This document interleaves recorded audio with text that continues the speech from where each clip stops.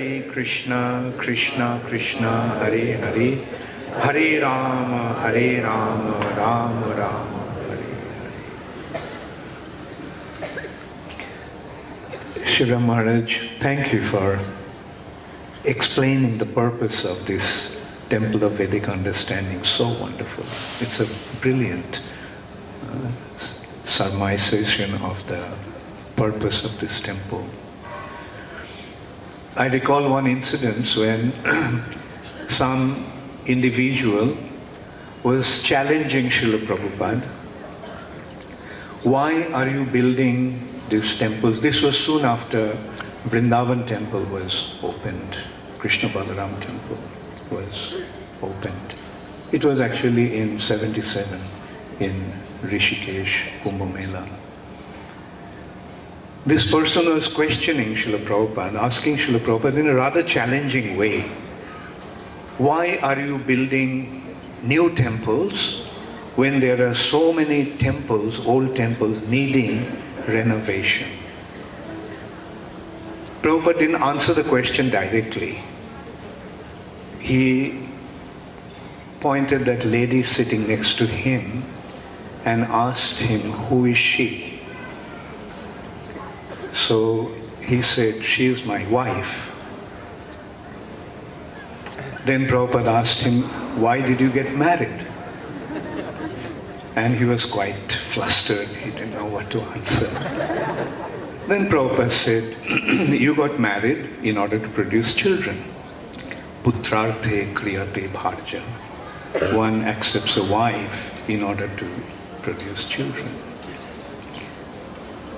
Then Prabhupada asked, why have children when there are so many children loitering in the streets?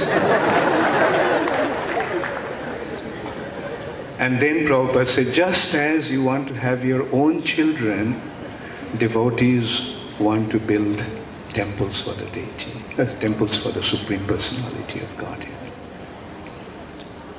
So that shows the purpose of building a temple. What he is presenting, he wants to establish that in a three-dimensional, tangible form so that people can understand what he is presenting. And that's what Srila Maharaj just pointed out. Through this temple, Srila Prabhupada is actually trying to establish his teachings. What he is presenting, the teachings of Srimad Bhagavatam, the teachings of the Vedas, in front of everybody so that they can come and see for themselves the teachings, perfect manifestation.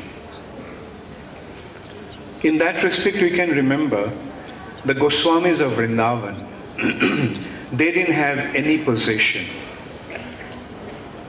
They didn't have any place to stay. They used to spend their nights under the trees. Yet, they built the most gorgeous temples.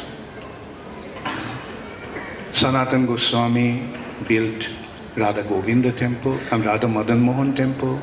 Rupa Goswami built Radha Govinda temple, so forth. And once Prabhupada mentioned that this Radha Govinda temple built by Srila Rupa Goswami is actually one of the 7 wonders of the world. He said this temple was built without a single metal pin. Just the placement of the stones was in such a way that it was holding this huge structure.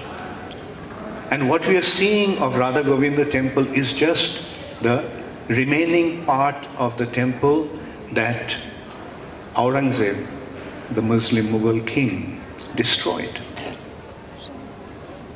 He wanted to destroy the temple. It was a huge, magnificent temple, but he broke it.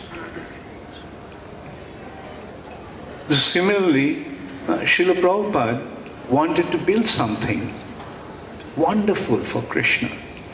Although he established 108 temples around the world, but he wanted to build a very special temple here in Mayapur.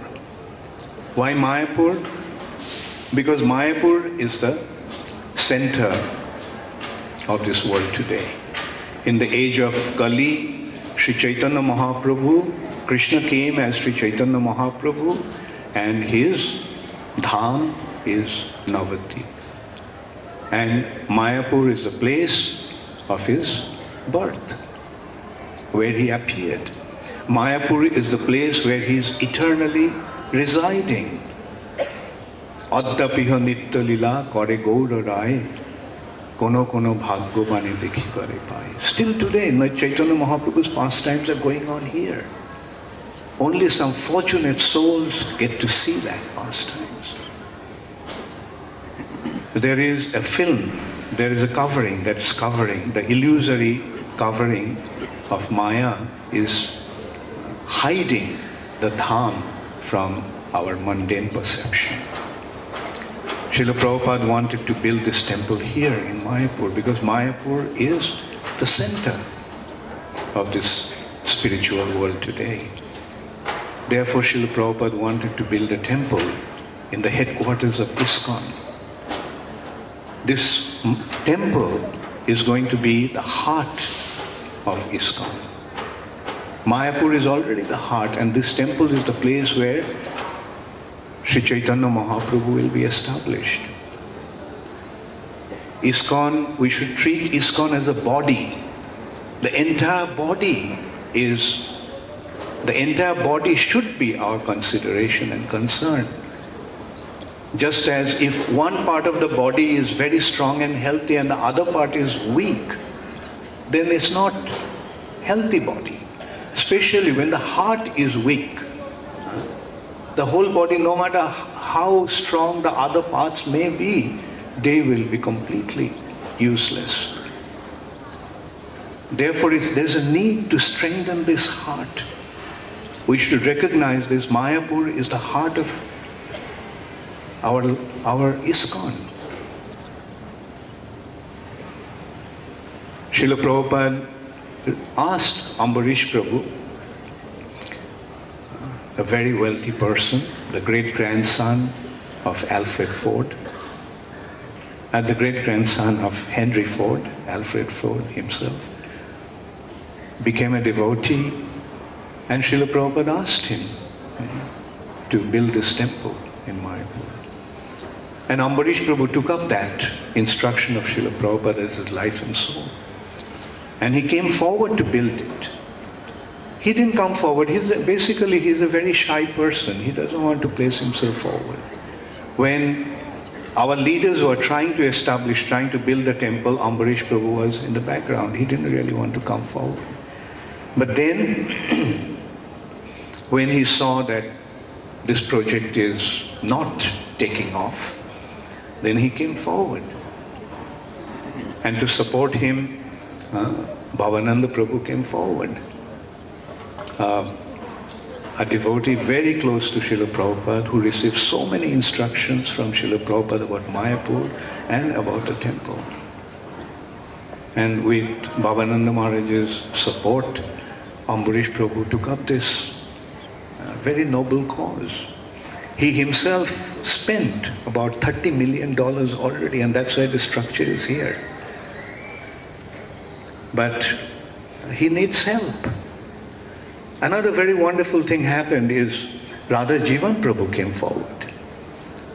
A person coming from a very wealthy business family in India. He himself is a very successful businessman, full of brilliant ideas of fundraising, and he came forward to help. In this way we are seeing Prabhupada is making all the arrangements, and now it's up to us to give them the support that the necessary fund is raised and the temple is built.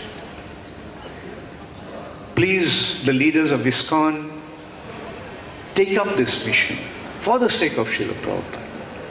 Prabhupada left this service for us to accomplish. He has done so much, and now we have to do something. So Srila Prabhupada left it up to us. Now you all build this temple.